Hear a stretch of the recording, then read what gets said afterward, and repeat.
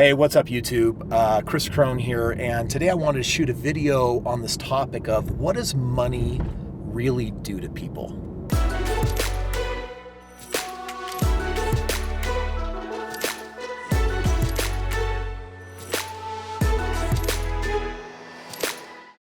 So I'm actually out today looking at investment properties, and you might be able to tell I'm driving my BMW. This is no ordinary BMW, this is the i8. And I was 2 years on a waiting list to get one of these cars because BMW rarely takes its incredible concept cars and brings them to market. But it did that here in this case. And I got to tell you that I get all sorts of reactions when I drive this car. I've got some people that will pull up to me and they'll give me big thumbs up because they love seeing the sexy curves in the front and the back. And just if you're educated on the car, it's like the first supercar that is all electric and competitively fast as a race car. And so some people are enthusiasts and they love it.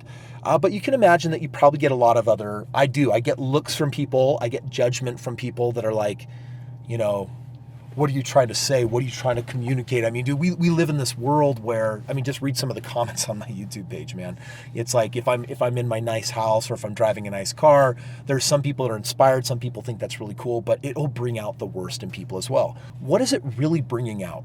What it's really bringing out is a magnifying glass. What money does is it magnifies our belief system.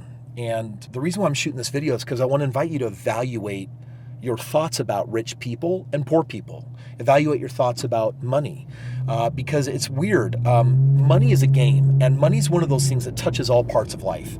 It determines where you live, the neighborhoods where your kids go to school, the kind of trips that you can take, the house that you can live in. Money touches everything, and yet because of jealousy, because I think there's like crazy amounts of pride that poor people have. And I'm not saying that rich people aren't prideful. I've met tons of, I think all people can span the whole spectrum when it comes to pride. But I'm just going to tell you right now that the pride of the poor, in my opinion, often outweighs the pride of the rich, at least in just what I've observed. Listen, I've been poor and I've been rich. I've been both. And what I've been noticing as the observer is that what we'll do is we project our belief systems. And when it comes to money, we've got often a lot of really nasty things, jacked up thoughts that are in our whole financial paradigm and our outlook on life. And so when we ask this question, what does money do to people? In my experience, money does nothing to people. If a bad person has more money, then they're going to do more bad things. If a good person has money, then with money, they're going to do more good things. Money just magnifies who we already are. So the real question isn't what is money doing to people? It's what are people with money doing? You see, we can't blame money. Money grows on trees. It's paper. It's neutral, and we're the user. So instead of blaming money, blame the human being. How am I as a user of money? Do I use it well? Do I use it inappropriately? And listen, whatever you look for in life, you're going to find. Are you kidding me? Like 7 billion people on this planet, you're going to find whatever you're looking for. If you want examples of douchebag rich people, you're going to find it. If you want to find examples of Mother Teresa benevolent rich people, you're going to find it. But here's what would be the ignorant thing to do. Pay attention. The ignorant thing would be to say that money is all this way or all that way. Money only does good or money only does bad. The reason why I say that's ignorant is because why would someone actually point the finger and say money is evil and people with money do bad? Dude, it's jealousy, it's pride. Why else would someone say something like that? Why would someone willingly choose to be negative on anything unless there was something indicatorily wrong inside of them? Yes, more made up words from Kris Krohn. Indicatorily, something inside that indicates that something isn't working inside. And that's what I frankly look for in life is I look for positive beliefs and negative beliefs. And if I find a negative one, I'm going to rip it out. And I'm inviting you to do that. Some of the most common limiting beliefs that people have on money is that, rich people are douchebags and they'll take advantage of people, or you've got to do bad things to get money, or that it takes money to make money, or that money is evil, right? Old Christendom thinking from way back when, kind of still creeping through the ages. There's a lot of people that went through the Great Depression that have thoughts and ideas about money and people with money. But it's time for you to become your own person. Stop believing these popular ideas that society has, because if you want to believe what society believes, then you'll get what society has. And I'm telling you right now that what society gets as a whole, it's not the life that you want. they get a hodgepodge of some good and a lot of bad. And so you're gonna have to be willing to think different about money if you want to have different. So for example, when you see this BMW symbol, or you see me in this car, me in my house, or you see someone else having something nice, what do you think inside? Well, I'm really happy for them. I'm guessing they probably created some great value for someone in the world, or maybe they figured some things out that I haven't, as opposed to, all the bad things that we can think of with people with money. Now, I wanna also tell you the other side of this. I wanna share with you some bonus advice. If you end up getting money and the tables are turned, you could become consumed with caring what other people think about you because now you have money.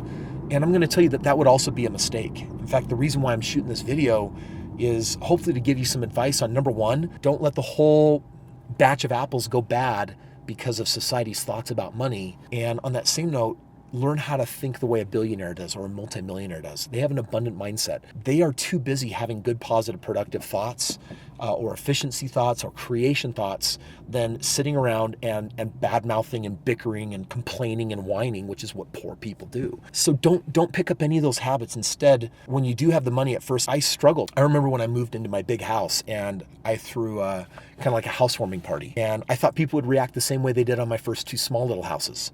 They didn't. It was so unexpected. A lot of my extended family, some of them are better off financially than others, but a lot of them came into that house and there was a lot of judgment that I picked up on. I'm like, oh my gosh, these people, I can tell that they're thinking some horrible bad thoughts about who is Kris, just out of college? Is he in drugs? I mean, they probably, hopefully weren't thinking that, but I had to deal with that judgment and I had to ask, like, how do I want that to reflect? And I want to share with you the belief that has been a cure-all for me. Some people like me and some people hate me, and I'm okay either way.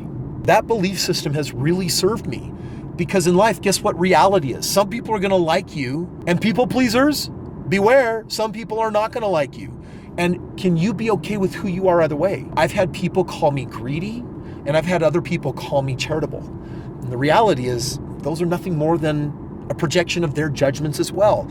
And for me, all I get to do is look at, what is my belief system? I can control that. And in this video, that's what I'm inviting you to do. I'm inviting you to evaluate your belief system and ask, what are my thoughts about money? What's positive? I want to give you one other hack that I think will be really helpful for you. I put on 3-day events all about this stuff. And if you can get your hands, go to my website, kriskrohn.com, get your hands on my latest book, Limitless. And in the back, I have an appendage. I took a couple hundred hours with my team and we amassed the top 1,000 limiting beliefs. And we did it for health, wealth, connection, and power, the 4 areas of life. And when it comes to wealth, I have a whole segment written on money, the top limiting beliefs about money. And then for every limiting belief, I posted 3 to 5 positive, empowering beliefs. If you get your hands on the book and go right to the appendix and mark those few pages right there, if you will recite the positive language every day, that, in my opinion, is what would be the ideal financial mindset to help you learn how to think like a millionaire, a multimillionaire, an abundant person. And in the end, you realize that whether you really get to a point in life where you have lots of money or you don't, you learn that you can be happy and at peace and fulfilled either way.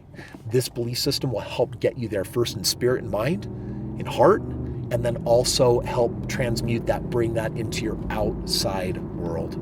Now that you know what money does to people, if you'd like for it to do something good for you, or rather have you do something good for it, then I want to invite you to come join me at one of my multi-day events.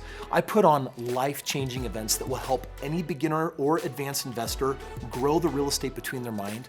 And here's what I can promise you: a life-changing experience.